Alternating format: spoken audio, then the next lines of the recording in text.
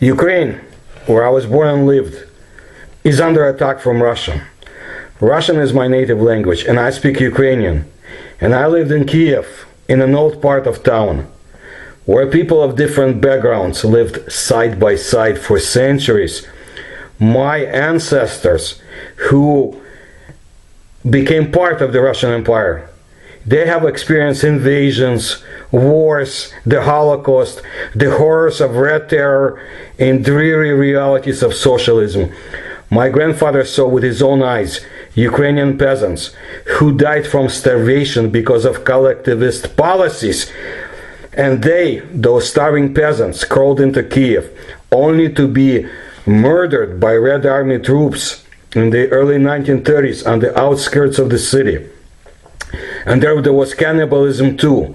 That is what so-called progressive ideologies cause, and that's what they did to the country I was born in. I experienced the waning years of this idiotic Soviet system.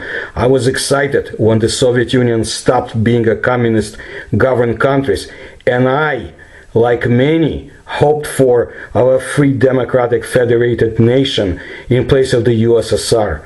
While in 1991 the country disintegrated into the new independent nations. There were all the preconditions for peaceful development, but it didn't happen. Old jealousies surfaced. Outsiders too interfered with their views and policies. Yes, like vultures, Soroses, they descended on the newly independent countries.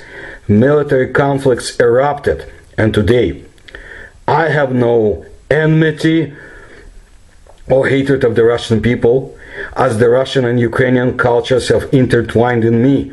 I love the history of Russia, of Ukraine, and I know a lot about other people who inhabited the Soviet Union, like the Georgians, for example. I cannot blame only Putin for this war. Oh no, when the leader of the world's largest nation wants to talk, you do not scorn him and the security interest of that nation. You look for ways to find the middle road, but for that you need leaders who are intelligent, who have clear mind, and not many Western leaders can claim this.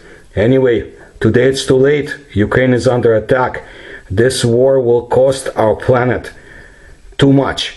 I see Ukrainian forces fighting back against the incredibly powerful army. I see young Russian soldiers dying needlessly, as well as Ukrainian civilians who have already perished. I hope this war comes to an end, but I think the harm has been done and will fester for centuries, and my heart bleeds for Ukraine, Ukraina, and for Russia, Russia, and for the lost hopes.